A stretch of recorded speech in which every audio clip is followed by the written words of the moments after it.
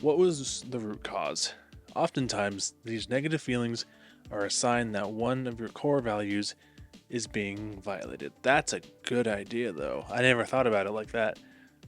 That that just makes so much sense.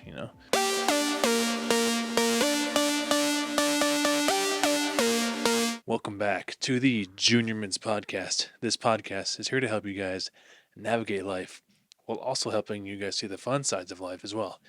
My name is Finn Lawler. I'm your host. Let's jump right in. In today's episode, we're going to be talking about values and how to define them. So here we go.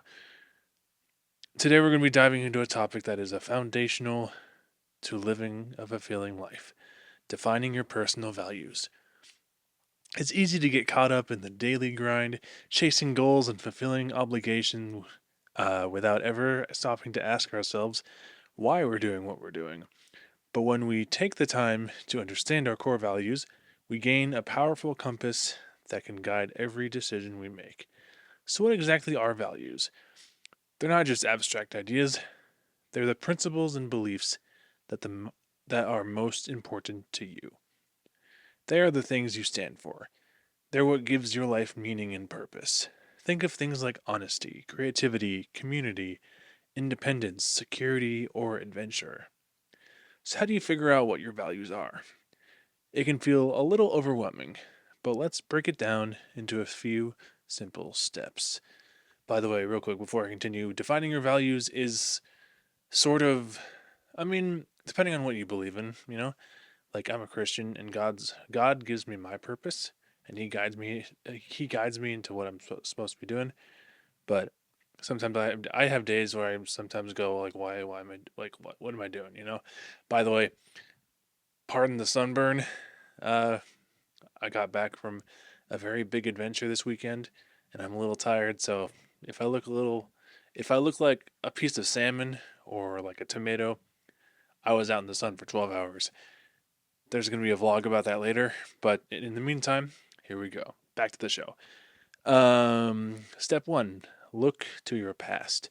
First, think about moments in your life when you felt most proud, most fulfilled, or most alive. What was happening? Who were you with? What was the underlying principle at play? For example, maybe you remember a time you stood up for a friend who was being treated unfairly. The value there might be justice or loyalty. Or maybe you felt incredible joy when you completed a creative project, like writing a story or building something with your hands. That points to a value of creativity or achievement. Step 2: pay attention to what irritates you. Hmm. Next, let's flip the idea on its head. Think about times when you've been frustrated, angry, or disappointed. What was the root cause? Oftentimes, these negative feelings are a sign that one of your core values is being violated. That's a good idea though. I never thought about it like that. That that just makes so much sense. If a coworker taking credit for your work makes you furious, you likely have a strong value for integrity or fairness.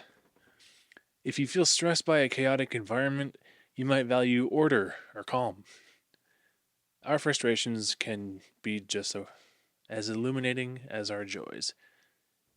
Wow. Yeah, he's right about that. Step 3: imagine your ideal life. Finally, let's look to the future. Imagine your ideal day. What does it look like? Where are you? What are you doing?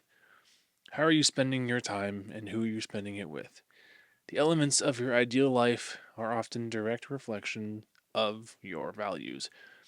If your ideal day involves spending time in nature, maybe health or freedom is a key value. If you picture yourself leading a team, then leadership or collaboration might be important to you. Once you have a list of potential values, try to narrow it down to your top 3 to 5. These are your non negotiables. These are the values you want to build your life around. The power of knowing your values. So, why is this all so important? When you know your values, you can start making intentional choices that are aligned with who you are. This leads to a life that feels authentic and purposeful. When you're faced with a big decision, like a new job offer, a move, or a relationship choice, you can use your values as a filter. Does this opportunity align with my top values? If the answer is yes, you're on the right track. If it's no, you might want to reconsider, no matter how tempting the offer might seem. Living in alignment with your values is the key to creating a life that feels genuinely good. It reduces internal conflict and gives you the confidence to say no to things that don't serve you and yes to the things that you do. I encourage you to take some time this week to reflect on these questions. Write down answers, discover what truly matters to you, and start building a life that is unapologetically your own. The real thing, too, as well, before I wrap up here, is having a some sort of faith, whether it's in God or whoever or what have you or whatever you believe in.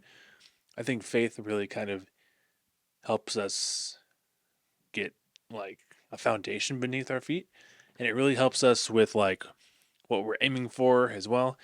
So, for example, the fruits of the spirit, love, joy, peace, patience, kindness, goodness, faithfulness, gentleness, self-control, all those fruits, those are values too.